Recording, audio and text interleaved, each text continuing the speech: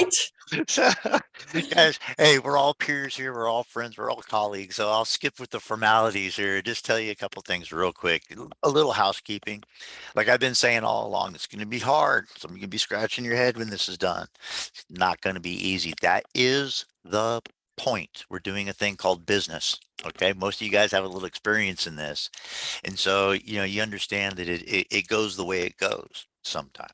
So that having been said, we're going to be doing a lot today about kind of identifying who we are, what we're about, that messaging and stuff like that. What are some of those differentiators? We're really going to start diving into the heart of the starting point of a business. But I just use a phrase I want to talk about real quick, so I don't use it again. Starting point, folks, indicates or suggests an ending point, right? Business isn't like that. Business is cyclical. Business is constantly evolving. You think something, you thought something, then you rethink something, and then you think something new. That's the way this works. So I hope that there aren't many of you out there that are hoping to walk away today with 3 easy things that you can do to make $1 million next week. That's not the snake oil we're selling. Okay. What we are trying to do is give you real actionable concepts that you can go apply to tasks that you determine to be necessary and that we collectively identify as being important. So with that having been said, I'd like to pass it on to the person who knows what they're talking about, Maria. Kind of. Hi, everyone. Nice seeing you here. I know we're all super excited to get this started. Chad, are you admitting people? Because we do have. Yep, I got one in now right now. Okay, perfect.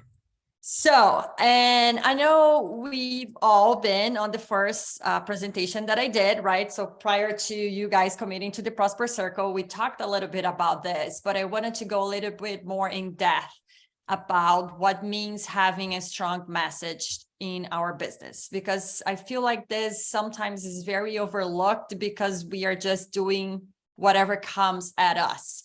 And it feels like it's just a car without being well driven. Like we're just doing stuff as they come instead of us taking the charge and saying, this is where I want to go with this. To me, it really all starts with our message.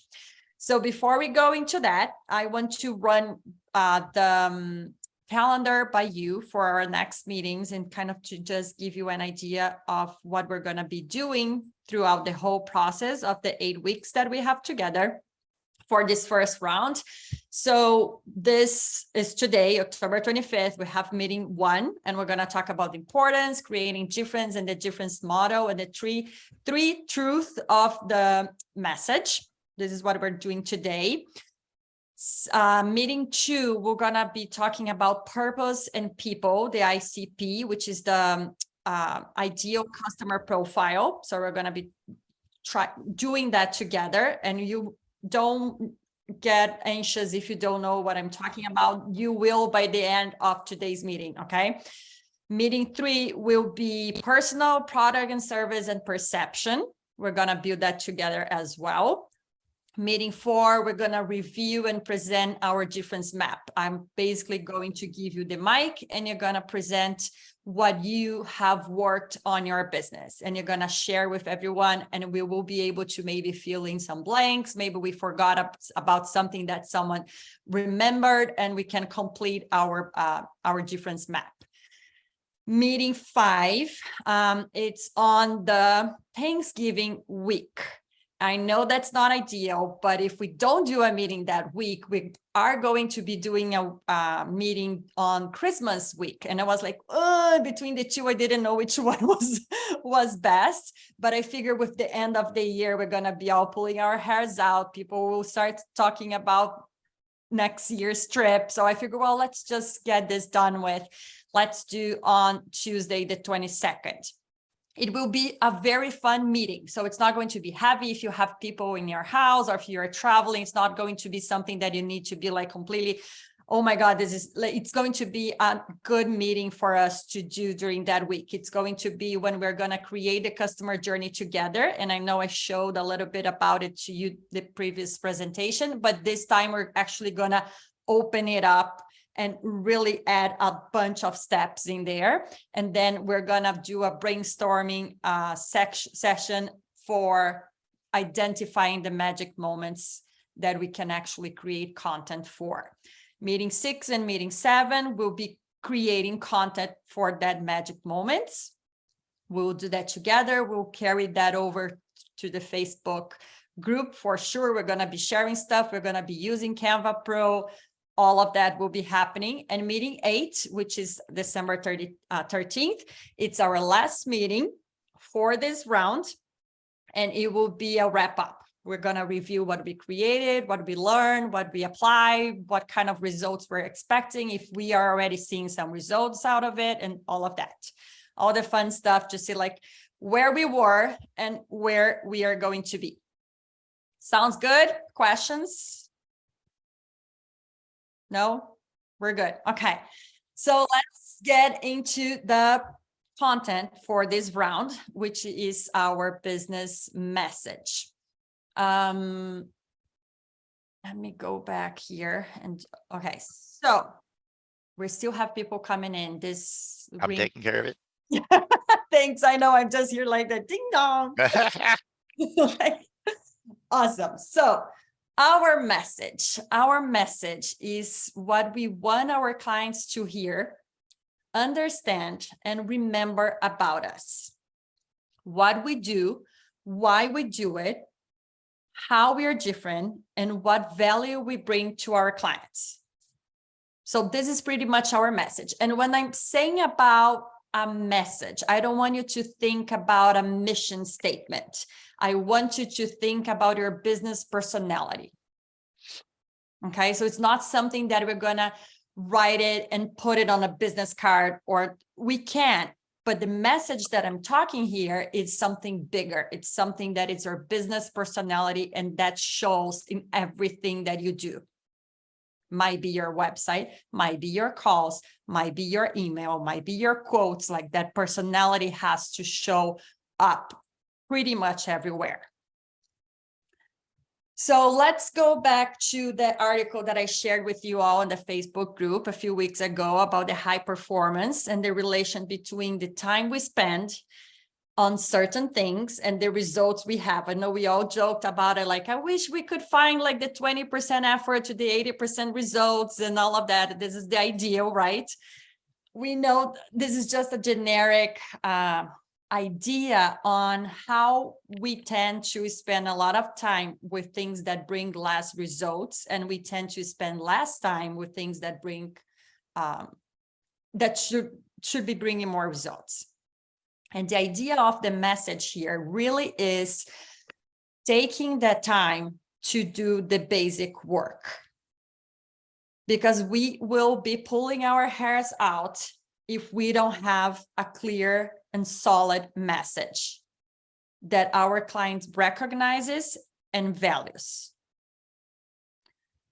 I am mentioning this because the message really is something so important that touches pretty much all results we may have in our business. Literally everything. Like the message changes your client, the clients you attract, it changes the quotes that you do, it changes the closing rate, it changes the recurrence, right? When people come and buy from us again, it changes the referrals that we receive, the reviews that we receive. Like it really changes everything. So it's that foundation that if it's not really clear, it's kind of everywhere. And if it's everywhere, anything can happen. Good results, bad results, mild results, whatever life throws at us. So it's not uncommon for us to think about the message as a set. It is common for us to think about the message as just something that's there. It just happened. I start doing business. I became a travel agent. I start doing quotes. I start closing deals, and the message is there. But most often that's not the case. Most often we do need to separate that message from what we're currently doing, because we need to take a look at how that is dictating our business and what we do today. So instead of just being part of whatever I have going on, it's something that I treat it as a business strategy. because that's really what it is. It's a business strategy, and it's a very powerful one. Really, I think just real quick that you're saying that people, your clients are going to expect from you and treat you in a way that reflects your messaging, right? You're going to Yeah. attract a certain type of client with a certain type of message. And part of what you're talking about is in psychology, we call it the white coat effect. And that's our tendency when we go talk to a doctor to tell them different things, to behave differently, because we see the white coat and automatically, subconsciously, not consciously, subconsciously, our body posture changes, the tempo of our speech changes, the things that we say changes. Right. So that sets a message. Just Yeah. that simple white coat could be your logo, could be the color scheme you're using. It could be a phrase, but something as subtle as a white coat will change anybody's behavior. Yes. Same way that your messaging will change the behaviors of your clients. It is totally, it totally is. And that's what I say, that sometimes we don't stop to think about it because we're not really thinking what that represents to our client. We just think that we're just a person doing a quote and booking a trip. And the client is saying is seeing a message. And sometimes that message is confusing. Sometimes I'm sending different messages to my client. And that's one of the things that we do need to address, because in order to grow and get more results, we do need that message to be really solid. And we need that message to communicate what we want to communicate. We need to use it to direct our business to where we want it to go. Okay. So,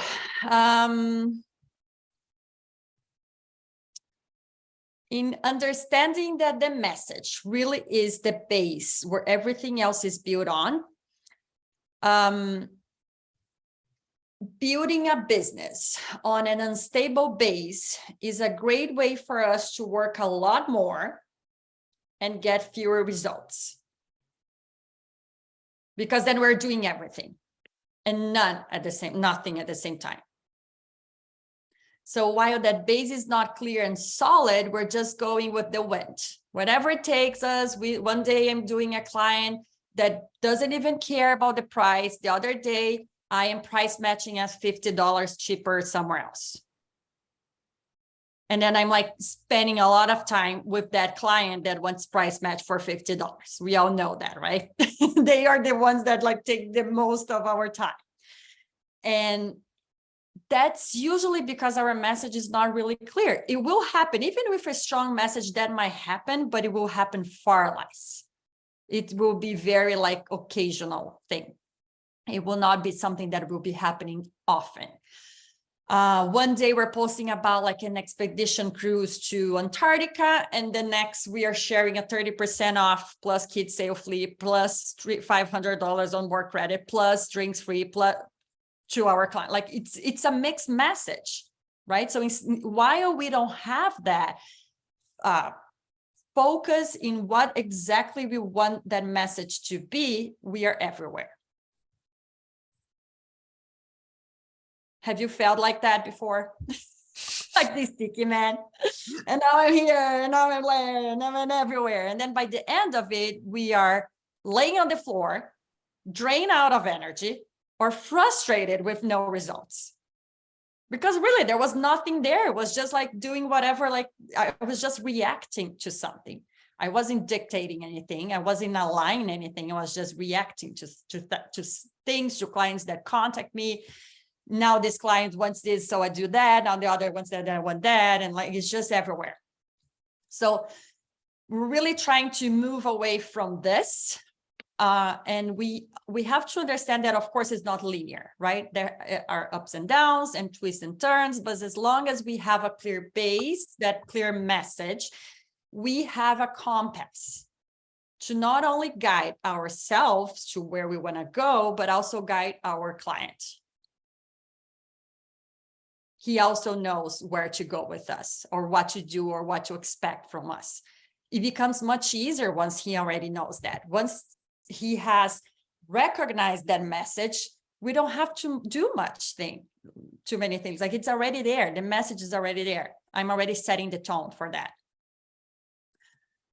Sometimes choosing a message can be a bit overwhelming because it goes through the process of us having to write it down or think or saying or choosing what we want, right? So quick story about Davi from Michelangelo, who have been there and saw the actual thing. I know, it's gorgeous. It's really impressive. You get there, you're like, what? How did someone do that? Like, it's impressive. So one day, it is said, this is a story, I don't know if it's 100% true, but I know this story, so I think it goes well here. But someone asked Michelangelo how he could create something that perfect, made out of a slab of marble. And Michelangelo answered, I didn't see a slab of marble. I saw Davi. I just took everything else that it wasn't Davi. So there's a huge, huge power in us to know what we don't want, what is not Davi. Because it really is like in our business, in order to have a strong message, we don't necessarily have to pick a specialization. I only want to do this. I only want to do that. I only want to work with that client. We can go around it and say, okay, instead of knowing what I want, I can know what I don't want and how that looks like for me. Taking everything else that is in Davi. Quick exercise. So get a paper, pen, notebook, typing. I know there was a thing like, I don't understand my own letters. So type if you want, whatever works for you.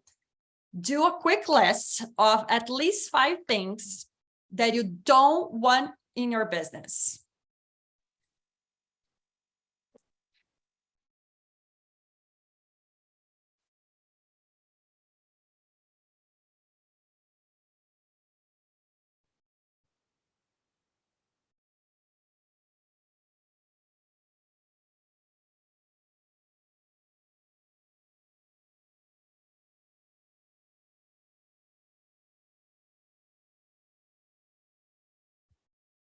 Can you guys still hear me and see me?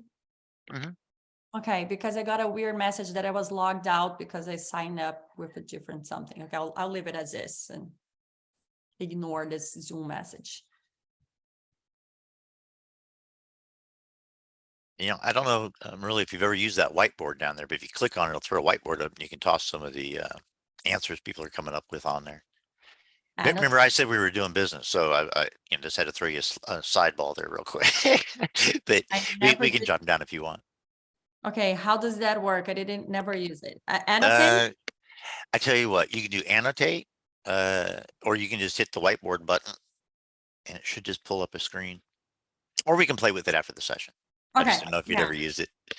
no, I have not. So I've got my list. Okay, go ahead, tell us. Okay. Lazy, inconsiderate, time suckers, and I put down penny loyal. Okay, Penny good. loyal. Who else? You guys have to Hey, unmute Maria. yourself. There you go. Hey, Marilia, it's Deborah. Can you Hey, guys see and Debbie. hear me? Yes. Hey. Okay, perfect. So I've got a couple. They kind of actually are similar to Chad's, obviously price shoppers. I hate slow decision makers. I want Okay, them to be able to make decisions quickly. I get them all the information as quickly as I can, and I expect them to respond that way. And also closed-minded individuals. I want people that are going to be open to new experiences in my business. And so Okay. that's just a couple. And like I said, the rest of mine sounded like Chad's. So there's Okay, a couple I know, more yes, to think of. yes. Yeah. Yeah, some of them will overlap because like nobody wants like the time suckers and all of that. So yes. Right, Perfect. exactly. Perfect.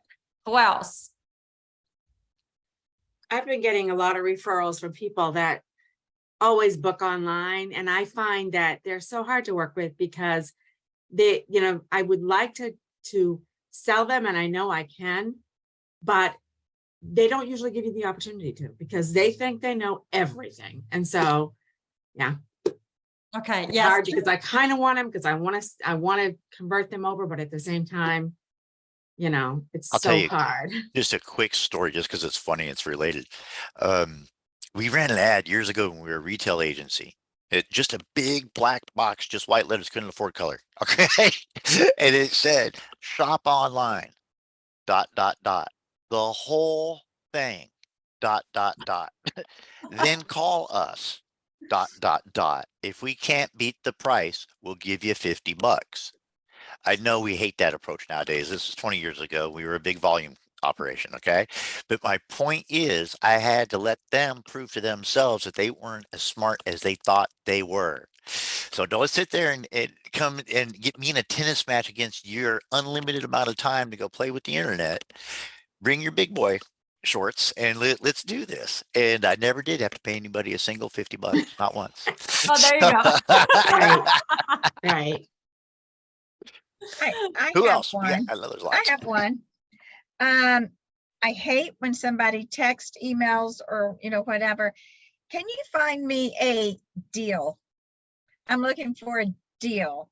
I said to somebody one time, well, your deal may be different than my value.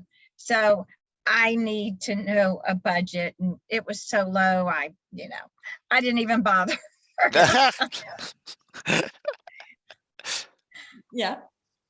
Who else? Okay, I have one. go, Carrie, go. People who do not listen or read. Oh Who God. are not paying Oh attention. God. Carrie, you're Yeah. not gonna have any clients left. Yes. I'm sorry. It's kind of all of them, isn't it? I'm gonna have to fire my sister because she is the most notorious one to ask me questions. And I'm like, did you read your email? It's right there. It's incredible. It's crazy how a lot. Yeah. Mary. I said rude people. I did it too. Yes, it's on Yeah, my that was list. inconsiderate. We're professionals, for crying out loud. At least be considerate enough to say yes or no to me. Don't ghost me, or treat me like I, have a value in the positive realm. Don't just dismiss what I've done. I hate that. Yeah, I hate that too. Yeah, you can do all of that, and even if they go elsewhere, if they would just say, "Oh, I found something else," Yeah. I appreciate that. Then and tell them thank you, have a nice trip, and if I could help you further something different, and then just like you say, ghost you, and just ignore your call, the emails when you did all the, did some Yeah. work for them. Yeah. Usually, Mine when is, if they start to ghost, I do call, text, email every 3 days.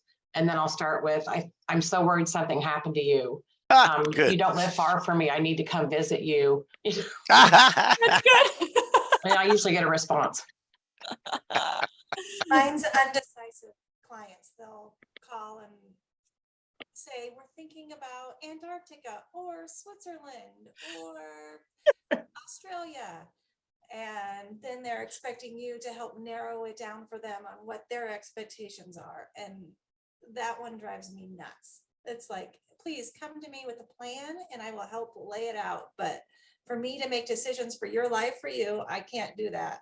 Yeah. Perfect. But I love what you say there because, when you say that, I totally understand what you're saying. And I almost personally like a client that's totally lost. If they're ready to make a decision, if they want to be led. But I also understand what you're saying, for crying out loud. Let's not say I'd like something hot or cold, left or right would be great. I hate, we did something years ago again where we did an experiment about our quote request form on our website. The longer the form, this is going to sound obvious, but we had to test it. The longer the form, the less likely to get a lead. Okay, by about a factor of 7. So a seventh the number of leads once we got to the longest form possible. But the conversion rate of those leads was about double. So the math didn't stand up. It was really, so we went back to a shorter form. But at the end of the day, those shorter forms let us do what we do, help them qualify and understand and so on. So I love that we have two different opinions or two different perspectives on what to remove from our statute. exactly. Like, and that's the beauty of it. Like, it's your Davi. It's your DV, guys. Like it's not right or wrong. Like for me, I put it people who are just price quoting, domestic travel. I stopped doing domestic travel last year. It's just something that for my business wasn't really working. And I feel like I don't add that much value to domestic travel. People know the language, they know what they're doing, they've been there. Like I don't feel like I add value.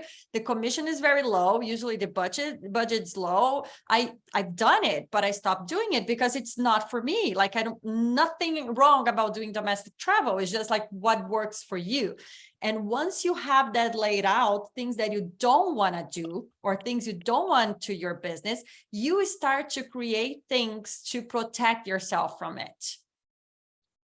Right? So you start like I stopped talking about domestic travel. I started saying for people who contact me saying, domestic, I want to go to Las Vegas. I say like, this is great.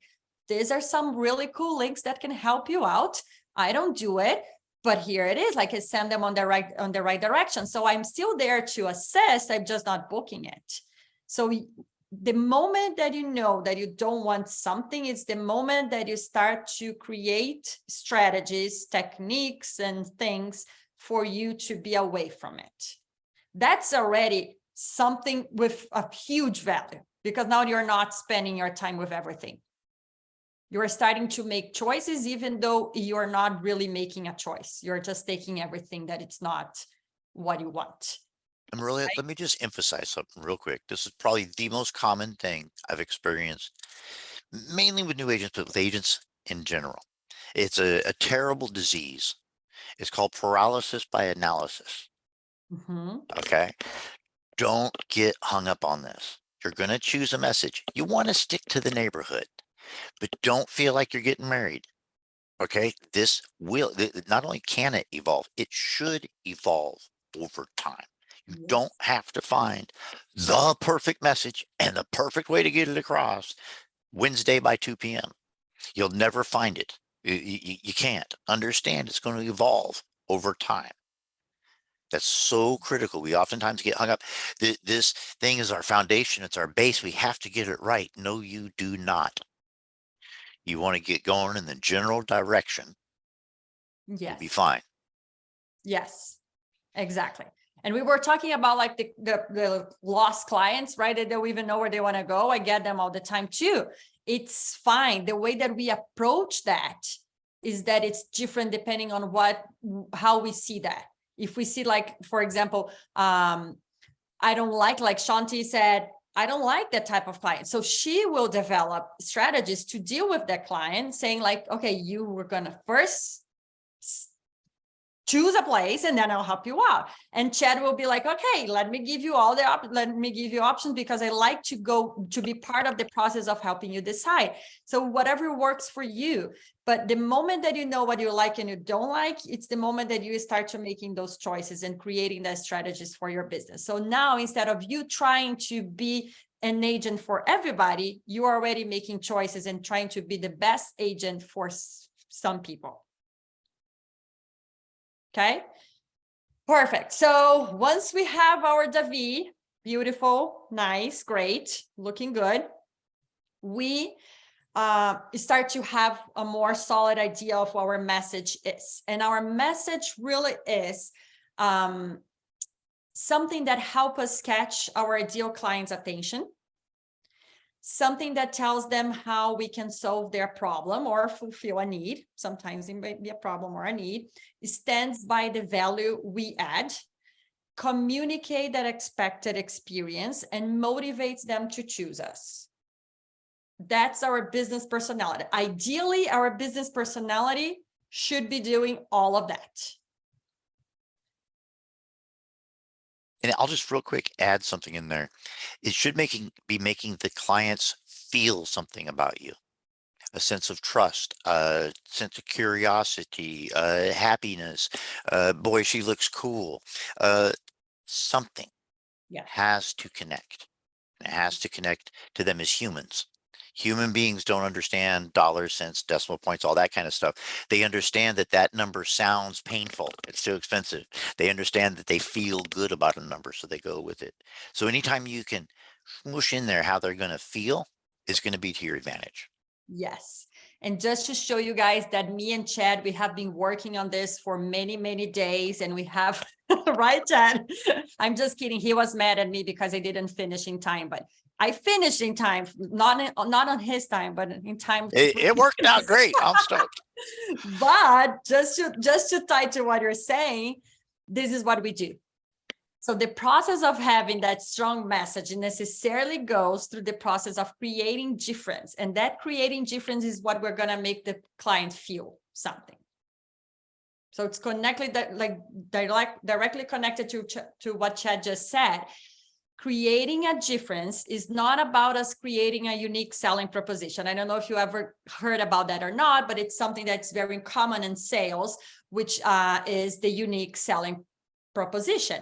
And that is one thing that we do that is so special and no one else does. That's the unique selling proposition, okay? We are getting away from that because the one unique thing is impossible to be unique nowadays. That could maybe work like in the 60s. That doesn't really work anymore. Like anybody can copy anything nowadays, right? And at least for a longer period of time, it's very hard to have one unique thing for a long period of time.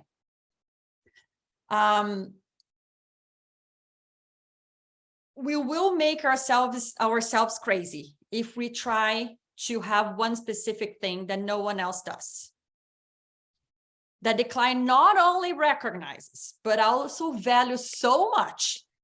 That appreciates so much that it's impossible, and it's impossible to be replicated by anyone else. It's impossible for us to try to be at that level. It's very hard. It's not very hard. It is impossible to have one selling unique proposition nowadays, especially in the industry that we are, or the job that we do. OA has more than how many agents, Chad? 5,000, 6,000, how many? Several dozen. Several dozen. Too many agents. It's impossible to have 5,000 unique ways to book a trip. 5,000 unique agents. It's impossible. Like there's no way to do it. So instead of doing a unique selling proposition, we are thinking about creating difference, which is about connecting the dots of what we do with how we do it, with our customer, the value that our customer gives to that, all the while understanding the process, the experience that he has with us. That's creating difference. And that can be unique because it's for you. It's you and your client. It's the type of client that you attract. It's the type of service that you provide. So that whole scheme, like instead of us going like focusing in one dot, we are moving 3 steps back and seeing the whole picture. This is creating difference. Sometimes I like to use the word distinction as opposed to difference, because what makes you distinct? Those differences that make you they give the person observing you enough data points to say this is not the rest of that. See what I'm saying? It makes you stand out. There's enough differences where you're distinct in their field of vision. Once you become distinct, then they can focus on you and communicate with you. So those differences, there's not difference for difference sake. It's differences for distinction's sake. Yes. If that makes sense. Yes. And then once we are able to see the whole thing, now we are also able to identify where and how we can create business advantages in that whole process. Quickly mentioning about advantage and difference. So to talk a little bit about what Chad mentioned as well. So advantage is something that we are better than the competition. We are faster or cheaper or more complete or stronger or whatever it is. It has to be in relation with the rest of the options out there. Difference We are talking about reimagining the client's experience and focusing on the best way to solve the problem or to attend their needs. So advantage, when we're talking about having an advantage, a business advantage, we are putting the advantage in the center, and now we are trying to find customers who want that advantage. When we're talking about creating difference in the whole client experience, now we're putting the client in the center. And now our advantage changes depending on what the client wants. A client might be valuing that we are faster. A client might be valuing that we are cheaper. A client might the client value different things. So we are, that advantage is fluid. We're not stuck with creating a business advantage. We are creating a client's experience, and that allows us to be fluid with what we offer. Make sense? Are we all following? Are we lost? No. Absolutely. Okay. Perfect. So yes, client in the center. Pam wrote that. So yes, client in the center, and that changes things because now we're not basing our whole business strategy in one thing that I can offer. The one thing that I can offer is that I can offer a great customer experience. How that looks like, it will change. We all have clients that sometimes they really value one thing and the next client doesn't, and we are still able to do both. Right? We're working with both. So questions so far about that? Questions, comments? We're good? 3, 2, 1. Okay. So difference is not just noticed, it's felt. And I swear, Chad, that this was already in here even before you said it. I believe, guys, look, I'm going to tell you guys something. This is freaky. I'm going to take 30 seconds, but the reason we met was because of a drawing, and we had the same one. It's spooky. Okay. I love it. Because nothing, and I'm a scientist by training, but nothing matters till you feel it, period. Nothing matters until you feel it. Your clients, the value, the advantage, the whatever, until they go, wahoo, I got an advantage. It doesn't matter. So I love where you're going with this. You've got to differentiate. You've got to put yourself out there. You don't have to create a difference. A lot of times we just look inward, guys. Look, I'll share something with you. Outside agents turned out to be doing okay, right? Okay. One of the things that we kind of hang our hat on is that we care. We didn't make that up. We just noticed that at trade shows and stuff like that, agents were coming up to us. I'm going to use the exact phrase. Tim Flatts came up to me one day and said, "No, the reason we like you is because you give a shit." Huh? I wrote that down. I've been saying we have gas for years now. Okay, because some people say they care. We actually do. We do. We just brought that forward. That's a hard message to bring forward in such a skeptical, jaded society. But we still hang our hat on it because it is our most important differentiator. My extension is 210, Steve's is 312. We have 7,122 agents as of today. To your point, Maria, our thing is that we care, and so we didn't have to go make that up. We just had to be bold enough to say, yeah, we got great commissions. Look, I don't have to sell you guys, but yeah, we got great commissions. We got great technology, but blah, blah, blah, blah, blah, but we care. And it worked out pretty good for us. So it might be something that simple. It might be sitting right next to you. You don't have to go reaching far. You might have to go to the other side of the planet, but I'm saying it might be right next to you. Yeah. Yes. And really, And just to let you know, I'm going to be bowing in and out here in just a minute because I do have the other appointment, but there was a quick question. Oh, actually, Chad, I was going to say something real quick. This Sure. is Deborah again. I agree with you 100% because I think a lot of times if you step back, your clients will tell you what's important to them and why they're working with you. And so instead of like Marilia, like you said, pulling your hair out, trying to come up with what that one piece is, sit back a minute and maybe talk to your clients. Ask them, why do you like me? Why do you come back? And use that as your jumping off point to find out what differentiates you, just like what you're saying. I think that's a great example, Chad, that you just used. Thanks. Perfect. So yes, so the whole idea of having that strong message is to go from this. So I put like an arrow of a bunch of options in there to one arrow. It's one option. We are the one. We're not an option for them. We are the go-to person in travel. I don't want to be an option. I don't want them to be like, do I book with Marilia or do I book myself or an Expedia? I don't want that. It might happen, but I want to be in charge that the majority of my clients don't even think about doing that somewhere else. They're doing with me, right? So I'm the one. We all have that. Like we have, I don't know, mechanic or hairdresser, our favorite coffee shop. Do we really go into different coffee shops, checking how much is the cappuccino in each one of them? And then I'm going to make a decision which one has more ounces and less. Like, we don't do that. We go there because it's our favorite, because it works for us. Once we start to have that strong message of what we deliver, we start taking those price shoppers, those people who want just a quick quote, that want a price match out.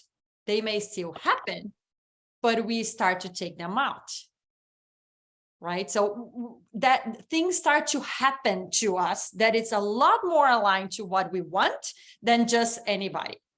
Anybody's coming, anybody, like anything can happen. We don't do that. We don't change hairdressers just because the other one now is $10 less. We go to our hairdresser because she's our go-to person. We go there, right? So working towards that with that mindset that us becoming the one is something that is very powerful and strong. It's necessarily goes through us showing that we care. Chad just said that. It necessarily goes through showing that we care and that we give them a sense of belonging. Then they belong here in my business. We have to move from a transactional sale to develop a relationship. That's just what it is. No magic words here. Like it's literally that. Right? Because we want them to care about our business. And guess what? It starts with us caring about them. Once we care about them, then they start caring about our business. We'll be the go-to person. We'll be the person that they're gonna call every time they need a vacation, and they will be saying our names in every dinner they go to after they come back from a vacation. That's what I want you guys to do, by the way. I was listening to you real quick, really. I want you to be so important. They wouldn't only not, your client wouldn't ever dream of not calling you. I want their clients to be drinking your Kool-Aid so deeply, so thoroughly that when they overhear somebody talking about travel at a restaurant, they lean back. They say, hold on, call Marilia. I have the person. Yeah, I have the person. This is the person you need. You got to become part of their story. Exactly. Yes. You're part of their lives. You're there. You're part of their lives. You were literally there on one of the most memorable moments of their lives. Vacation with their family, celebrating a honeymoon. We have that working great to our advantage. We're talking about travel, vacation. It's exciting. It's fun. People want to talk about it. Right? So we are either part of that moment, or we're just like something that they went through in order to get a better deal. Which one are we? How are we working? What things are we doing that it's really reinforcing our place in their lives as someone that is really the choice for travel? So, question, do you guys think that nowadays, well, let's just think about this for a second. Do you feel like, I have my opinion on this, but do you feel that nowadays it's easier to find people that show that they care about us, our business, or it's easier to find people that are indifferent? Write it down in the chat. I think it will be easier than everybody kind of saying at the same time, but like the majority of people, it's easier for us to go to places where we feel like they care about us, or it's easier to find people who are kind of indifferent. It doesn't really matter if we're there or not.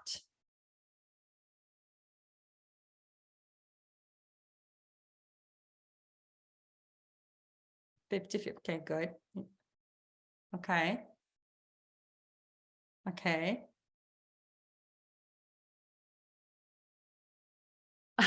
That's good. That's good, Chad. That's good. Indifferent and saying that they care. That's perfect. No, it's really true. Cause you come out and you say, hey, I turn my camera on, but you come out and you say, hey, you know, as a business owner, I really care about my community. And people just say, yeah, blow more smoke elsewhere. It's hard to say it. You've got to demonstrate it. You got to do it. I'll be real honest with you. I got to cut out. One of the best investments of my time I've made in my career is spending some time with my clients, my agents. Okay, you'd be surprised how many times I've spent over, Deborah, vouch for me. Come on, testify. Over an hour, over 2 Yes. hours with an agent on the phone, investing in them. Some of you might be in the room. Okay, I showed them that I cared. So not only was the message I care, not only did I fix their problem or whatever, I was on the phone with them while we were doing it. Now they know I cared. They're still with me. So if that is your message, do that. Make sure they noticed you doing that. If your message is I'm the cheapest in town, make sure you go, here's my price, here's the next best, give me your MasterCard, I'm the cheapest in town. Reinforce that message with words, images, and actions, and it'll pay out, I promise you. So I'm going to kind of have to bow out just a little bit here. I'm going to try to loop back in a few minutes, Okay, but it's all yours. awesome. Hey, Marilia, I had struggled with answering that question because I feel like I've gotten really picky about who I interact with because I want to see that in the businesses that I do work with, or, you know, people I give my business to. And I find that, so I'm, it's not perfect, but I'm working toward creating that. I don't know if you want to call it law of attraction or whatever. But, you know, and when you surround yourself with those people that do care, and they might be realtors, hairdressers, whatever, then you can kind of, that's my referral network, are these people that we recognize in each other, that difference, you know, and I won't waste my time on, on the generic ones. Yes, exactly. And that's, well, for me, and indifferent doesn't mean that we're meeting rude people or like they're being bad, or like, it's just, it means that it's indifferent. Can If I I'm add there- to what she said? Oops, sorry. Yeah, go ahead, go ahead. So I actually just made a comment about it. I actually meet a lot of my clients personally, and many times I meet them in my home office. And I have found, and I know that's frowned upon, but it tends to be what happens. So anyway, when I've found that when I meet with my clients personally, especially in my home office, that connection happens. It just happens. They look around my office, they see my photos, they see I have a big thing on my wall of a cross-country trip. It's a map that we took. They ask questions, they're interested. That connection is so much easier when you're meeting one-on-one. The internet, the emails, the text messages, it's all so impersonal that it becomes more indifferent. And I just, that's a personal thing that I have found. Okay, no, and I agree. The thing is that I was talking more about when we leave our home and we go to businesses. For me, and I live in a very nice town, like people are very nice around here, but it feels to me that the majority of people, I do find really helpful and nice people, but it feels that the majority of people are just indifferent if I'm there or not there. They can be nice, but not really care about me being there. And even like, or even when we talk about like calling a BDM, right? We know the BDMs that care. And suddenly that supplier goes to the top of our list, and now we're going to sell them more because that person, they cared. And when we talk to a BDM, they don't care. We're like, like when I really needed you, you weren't there for me, right? So that happens. So that indifference, it's something that sometimes we don't notice that we're doing. To your point, Carrie, I do feel like that 101, it's extremely valuable. It might not be real for a lot of people who have out of the state or out of the city. I know some people mentioned that too.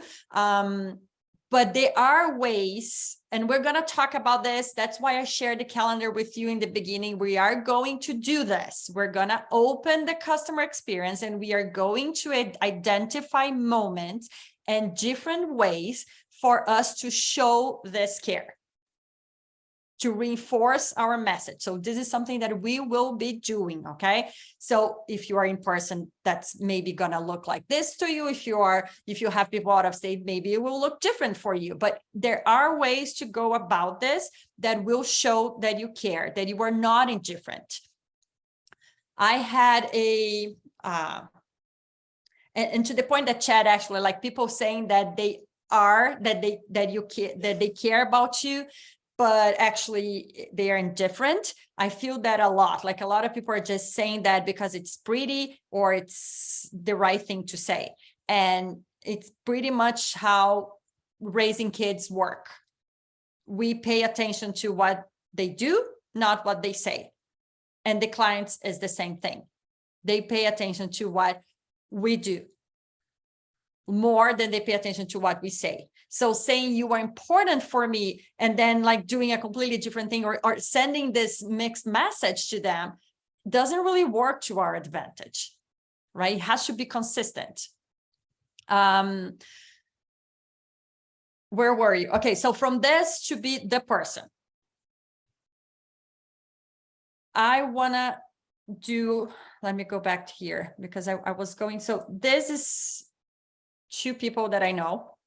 Names and photos are just for example, okay? It's not real names or real photos, but these 2 are realtors. I know them personally. They do a job pretty similar to ours. They are agents of houses, but still agents. They have their own business. Both are extremely successful on what they do. Anna has more experience. She cares about her client, but a little bit more modest. But she's very quiet about her message. She does care. She knows what she's doing, but she's very quiet about it. She also tends to see, when she goes into a house with one of her clients, she tends to see the problems as issues. Like, oh my God, this is going to give you a problem in 2 years. Oh my God, the roof has to be changed. Like, like when you see problems as issues. And then Chris, on the other hand, when she goes into a house, and I've been to houses with both, she tends to see the problems as opportunities to educate their client, opportunities for her to add more value. So the issue is the same. The roof may need work in a couple of years. One of them is saying, oh my God, this is going to give you an issue. This might not be the house for you. While the other one is like, oh my God, this is perfect. I have a perfect roof guy that can come and do that. And we can put that on the contract and we can already have that done before you move out. So you don't have to deal with that in 2 years. Like she's that type of person. So the way that we see things and the way that we present things for the client really matters. Anna is successful, but she relies on partnerships with relocation companies to get her clients from.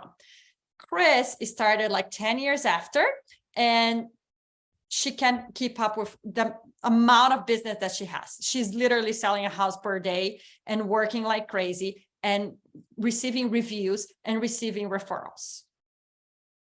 They're both doing their job well. The difference is really in the details, like how do I approach this? How do I communicate this? How do I educate my client on this? What else can I do? So once we take that 2 step back and look into the whole process, we are able to take care and improve the experience in different ways that we may be doing right now. We may be doing quoting well, closing well, sending travel doc. We may be doing all of that, but we're doing a good job in each one of the processes instead of really looking into the whole experience and doing that magic moment, that wow moment that say like, wow, she's my person. She's my go-to person. She's the it's not the option. She's the person that I go to when I need to buy a vacation. Just to give you an example, both successful. We are able to choose whatever we want to do here. If you are happy and doing like this works for me, that's awesome. I'm just proposing something else that we were going to tweak a little bit and make it a little bit to work in our favor, more in our favor. Make it a little easier on you too. The truth is, people want to feel special. We don't like to be part of the masses. We like to be individually seen. When selling a mass market cruise, we're going on Harmony of the Seas or the big new one that I can't keep up with all the names, but something of the seas, the gazillion of the seas. People might be going there and they know that they will be 1 in 6,000. However, if we make them feel special during the booking process, now she's not 1 in 6,000. She's just the one. Because the process is now a bit better. She feels a little bit more special. She's not part of the masses anymore. As soon as we show her that she's important to us, it's the moment that she starts showing us that we are important to them.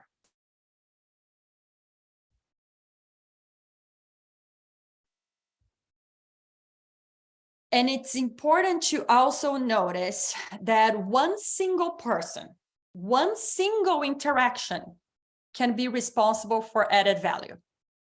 One call, one email, one text message is already enough to add value.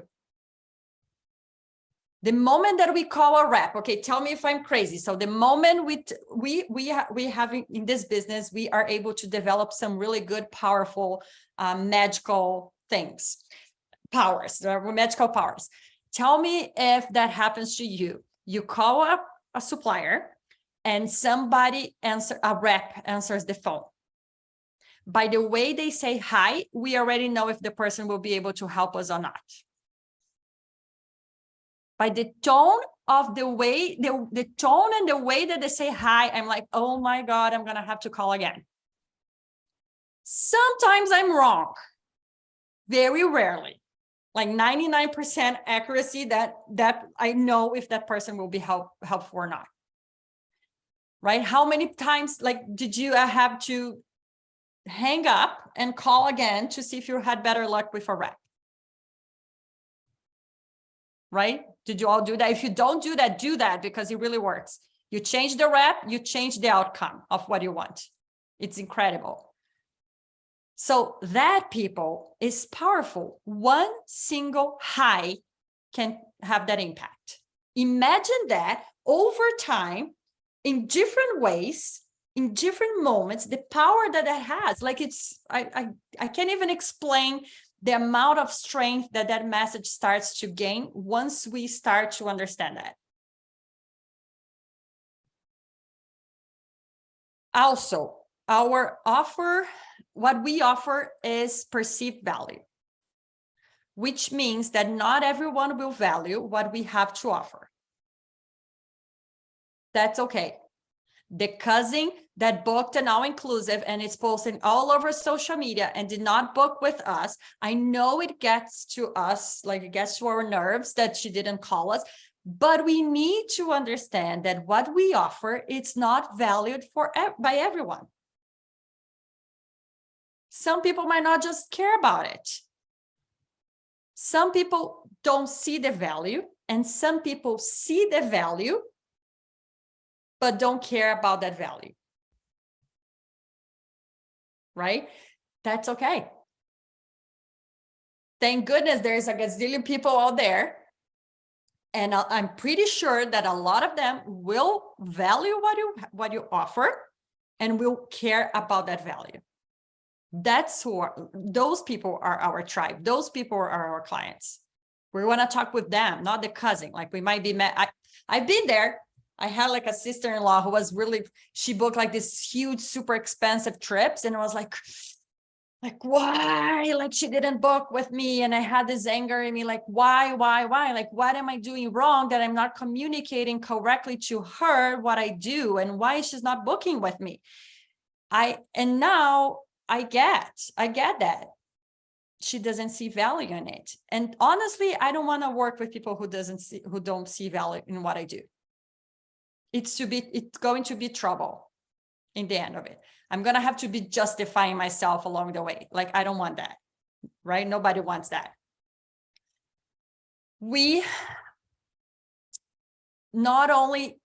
So it's not only about us adding value as it is attracting people who value the value we are adding. Okay, did you follow? A lot of value, but it's attracting the people who value the value we are adding. Those are the people we want. And then, last but not least, powerful message attracts the right clients. It's a message that brings more people we not only like to work with, but we know we add value to their lives. We make a difference and we give them something meaningful. Bottom line, message, quote of the day. It turns out that the key to creating difference is to change how people feel, is to make them to fall just a bit more in love, not with what we sell, but with themselves.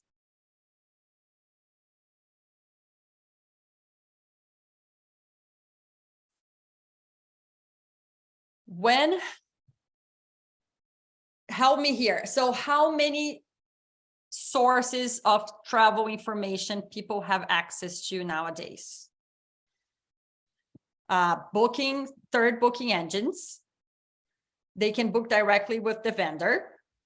Other travel agents. There are a bunch of them out there, right? Like, we don't want to work with those clients that are working with those travel agents, but we also know there are a bunch of agents out there who are MLM, like multi-level marketing, and are not really helping the client.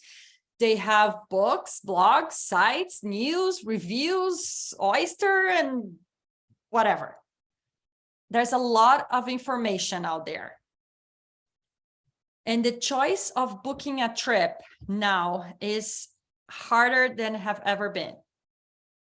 There are not only choices for them to read through things, as there are choices for them to, have you tried? I was laughing the other day. So remember when we went to the supermarket and then we had to buy eggs? We would get a box of 12 eggs.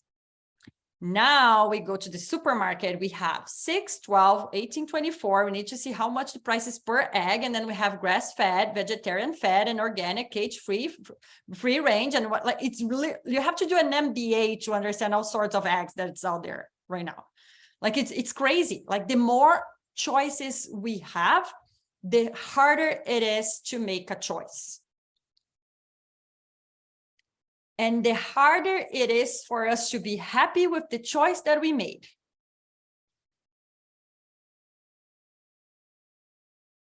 Because FOMO, fear of missing out.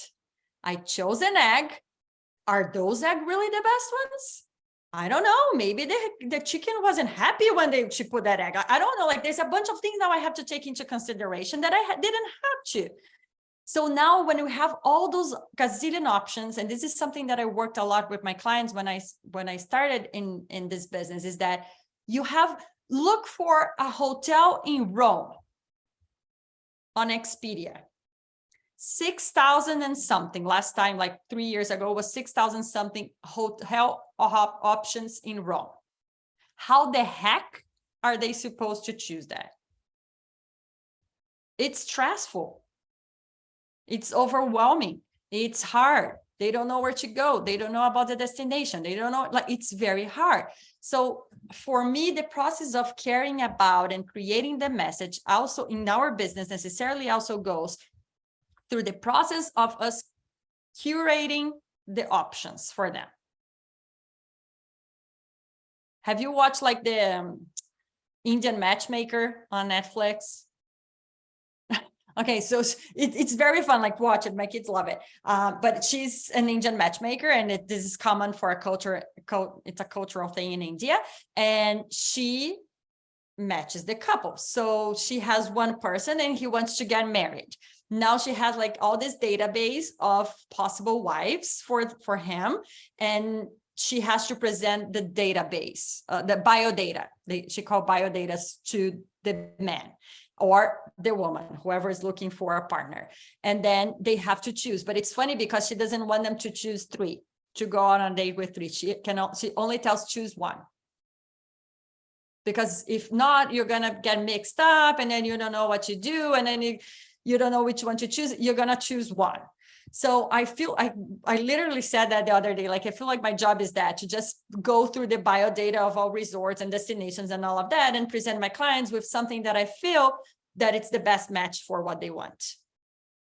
Do you agree with that? Do you think that's what we have been doing? Like, our main job is? Yes, no, medium. Okay. Chats. Yes. No, I don't only present on, that was the Indian matchmaker. She presents 3, and then she asks the person to choose 1 to go on a date. I usually present 2 or 3 options when quoting. Concierge in a lot of cases. Yeah, life coaches for sure. Yeah, gonna have to go through the whole process. I'm like, yes. But yes, max 3. I never do more than 3 for sure, because they come to us because they trust that we're gonna make the decision to be easier for them, right? They trust us that it will be easier than them going around like crazy, like, where do I go? Where do I stay? I don't know anything. Some people like to go through that process of research for a vacation. Some people don't like it. And those are the people that usually go looking for a travel agent. I know we are past time. How are you guys with time? Let me know in the chat. Like, can we go a little bit more? Because I just have one more thing to do.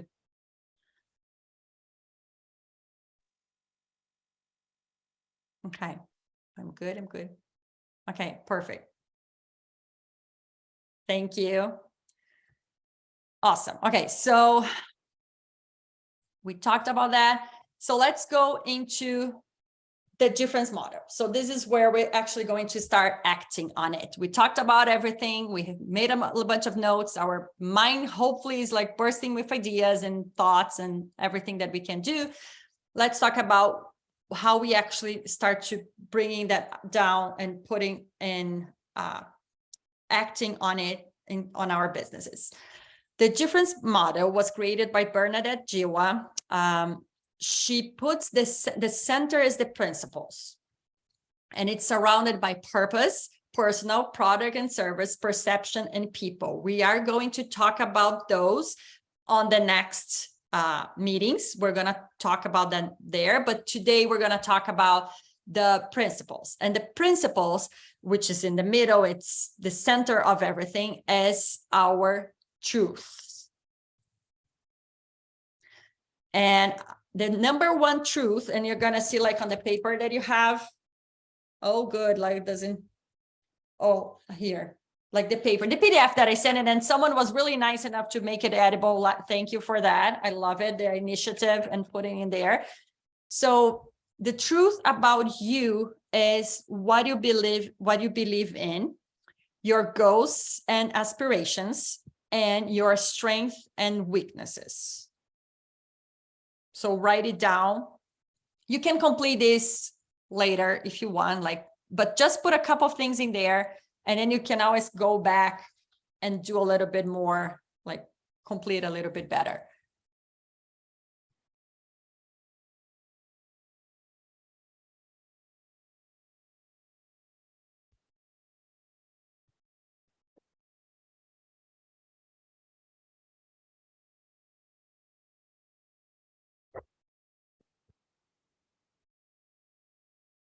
minute.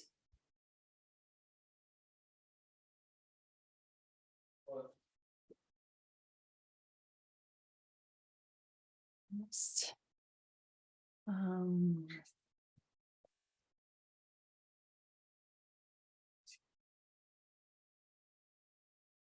Okay, perfect. Truth about you, and this is related to what we can offer. Can anybody give me an example of what you put in there?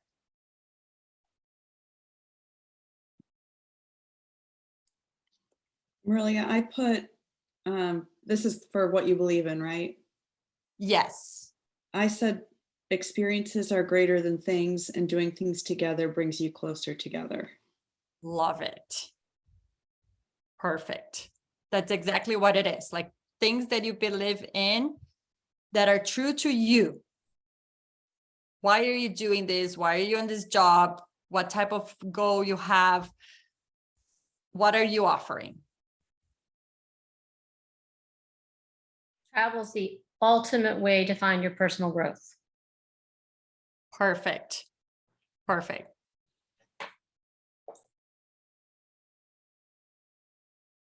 Who else?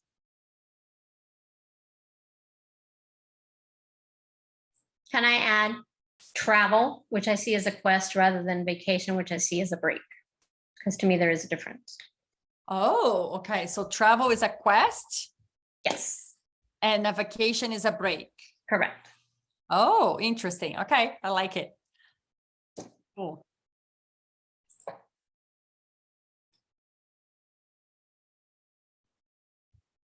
So I put an I was creating my own as well. And for example, in my weaknesses, I'm not a fast travel agent.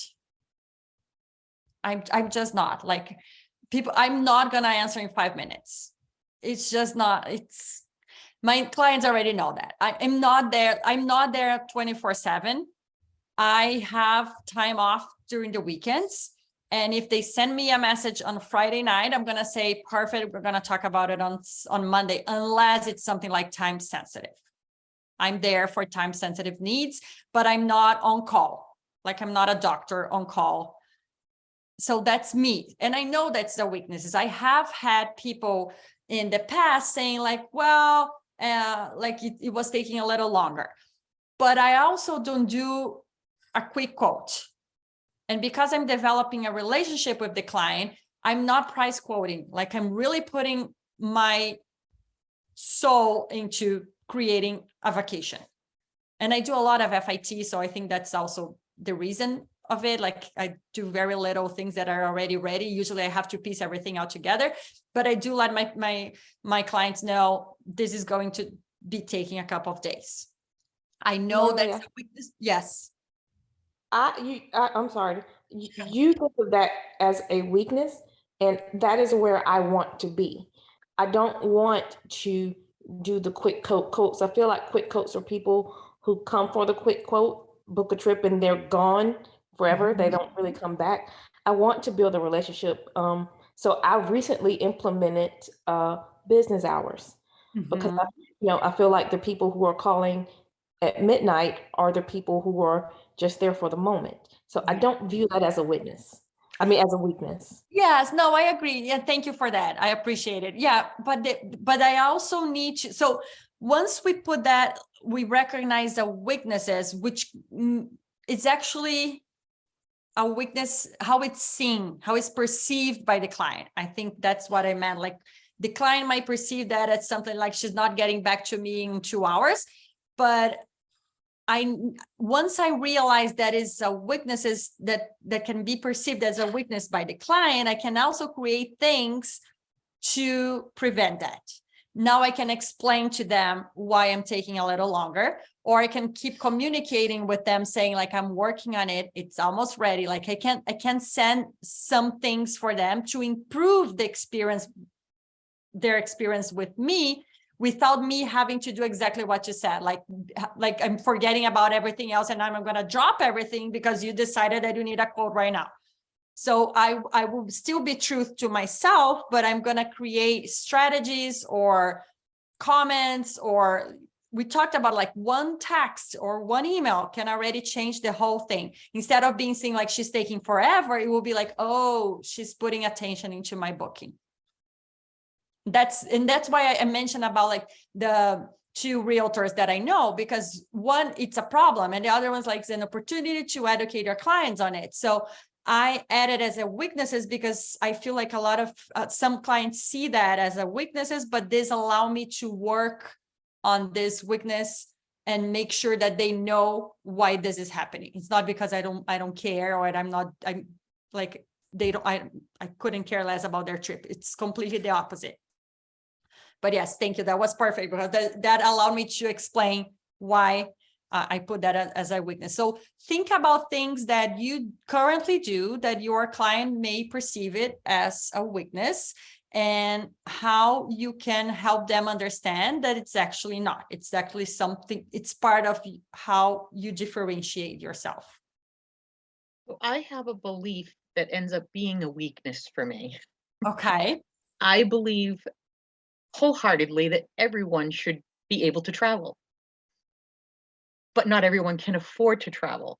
So I do find myself taking clients that I probably shouldn't take because they can't afford the big trip.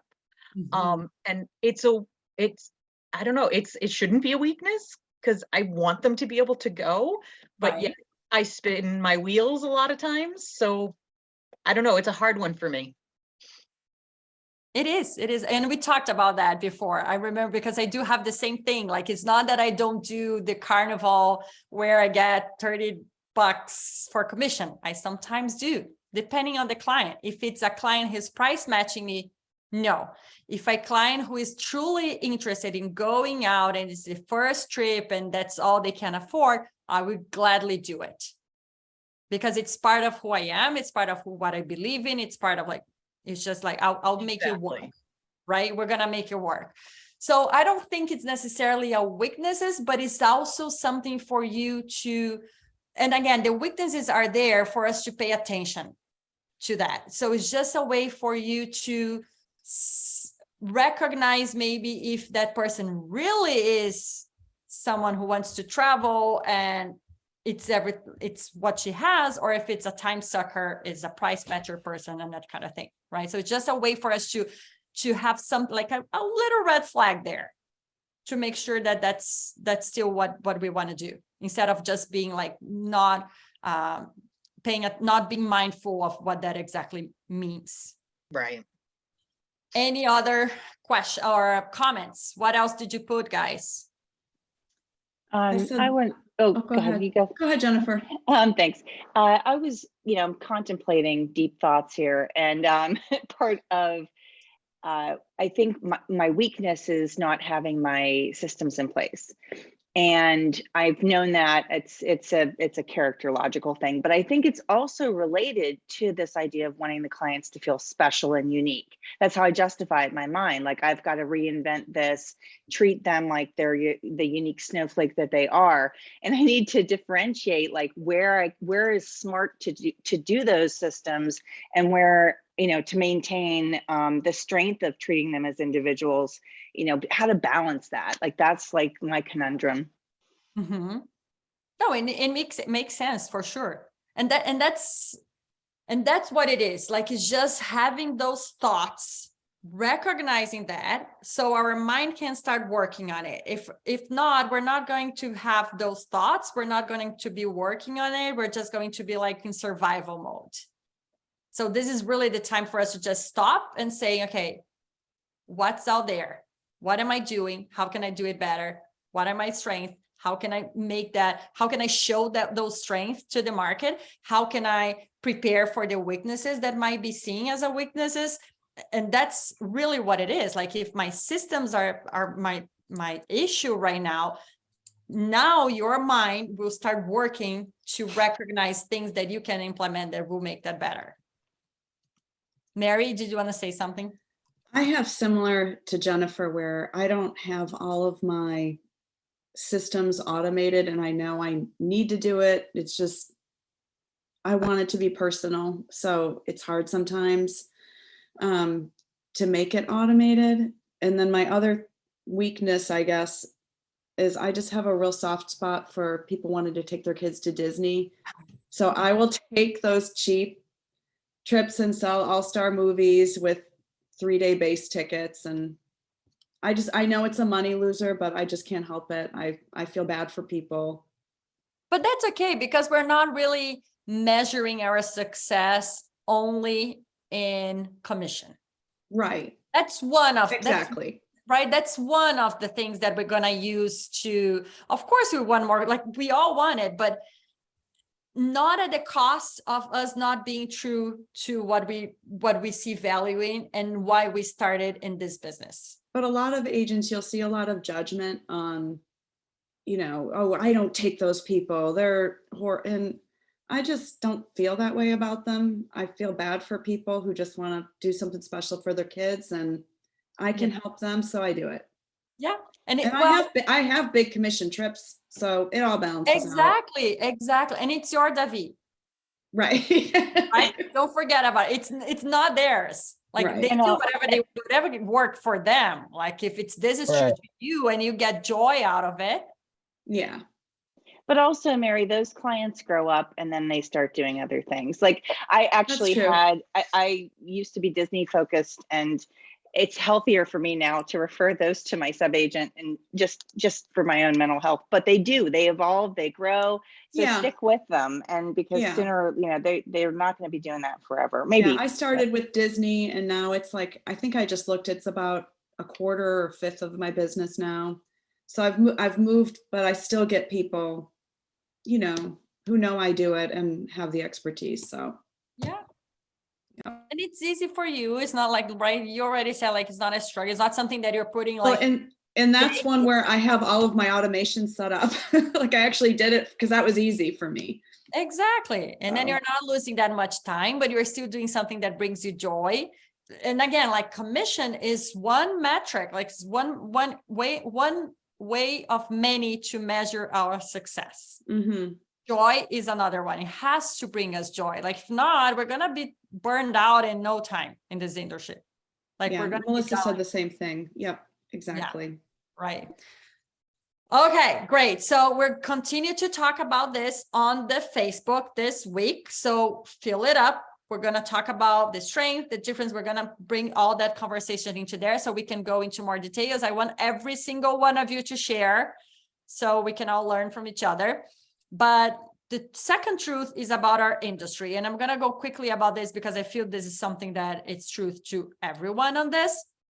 And things that are truth to our industry right now. Thank God we're post-COVID, 90%. We don't know what the winter will look like. Everyone is sick here in my city, in my house too. So flu is coming, all of that. But things that I feel that it's true to our industry, and you guys can help me out. I feel it's growing. More and more people are traveling abroad. I feel that more people are valuing the travel aspect, to the staff's point of travel and vacation. I feel like I noticed that. I don't know if it changed it for me because I started to change my message, or if it's industry or market thing. But I noticed that more people are wanting travel, like they want to go out and see more things and experience different things. At least that's my experience. What else? What else do you guys feel that it's true to our industry? Oh, definitely. I think at least my experience is when people are booking really close versus they used to book. I mean, I still have groups and stuff that are 2 years out, but that's me driving it. But I've gotten so many calls probably over the past year for like 6 weeks from now, 5 weeks from now. And that's new. That's very new. That's new. That's true. I agree. I also think are higher. I think prices have gone up, but I was gonna say people's perception of how much things should cost haven't jibed with that. Like I think people are shocked by pricing right now, especially air. Flights, yes. Like we would go Carrie's flights yesterday. Carrie's flight yesterday was like, what the heck? Well, it's like, no. What was Carrie? Boston to Tampa? It was Boston to MCO and then TPA back to Boston, $16.48 per person. Insanity. Insanity. And that's important for us to put it on our map because we need to be prepared for that. We need to know what to say when we see a flight that's expensive. We need to tell them, don't wait. People are like, should I wait? I'm like, are you crazy? Gas prices are going up. Like prices are not falling. Like people were traveling more. Gas prices are going up. There's no like zero signs that the war in Ukraine or it's going to get better. Like now, like this is the time to book it now. So those, for us to be aware of what's going on in our industry help us to be ready to have our message and be in contact with the client better. Like we are ready for it. We're taking that into consideration every time we're talking with them. So flights, well, prices up, people are booking closer. True. What else? I've actually found that budgets are higher. I've found that my clients are spending more, especially my millennials. Uh-huh.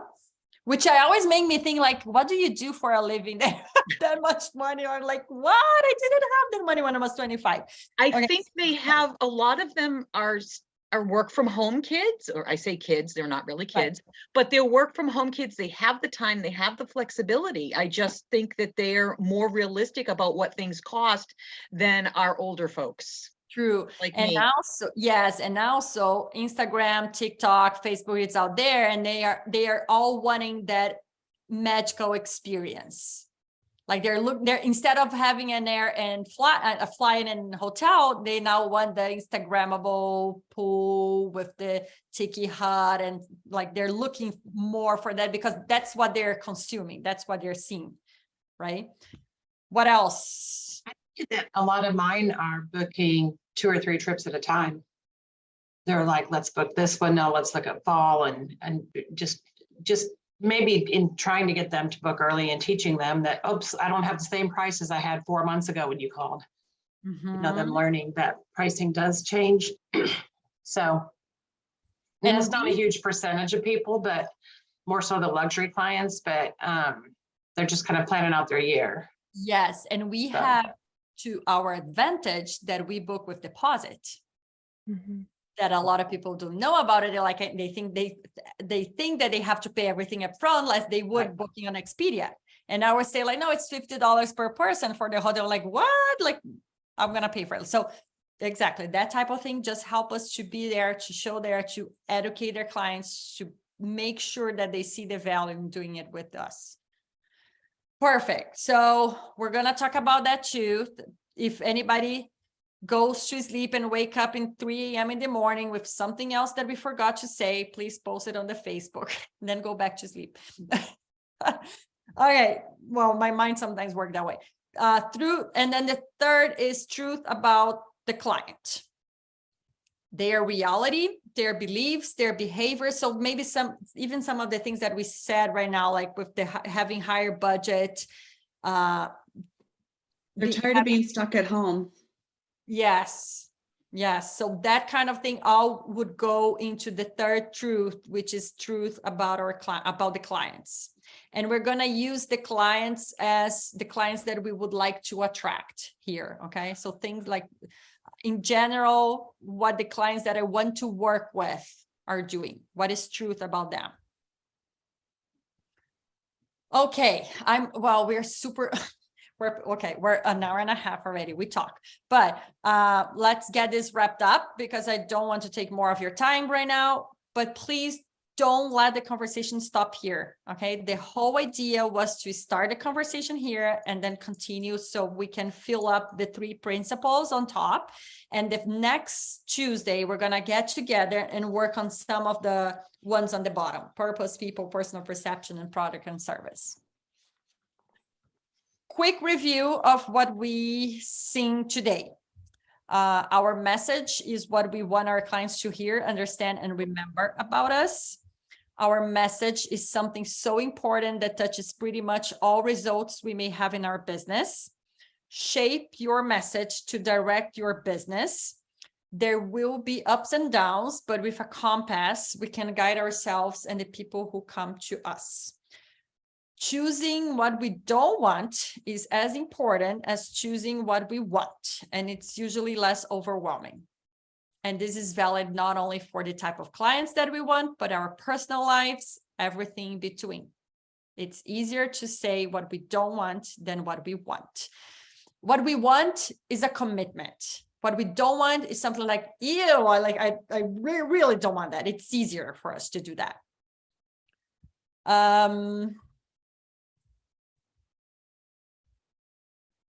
Difference thinking is about connecting the dots of what we do with how we do it, with what our customer values, and giving importance to the whole process.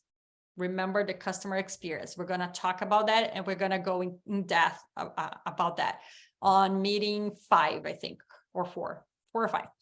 The advantage is fluid because it's directly related to the client. Remember, the client is in the center.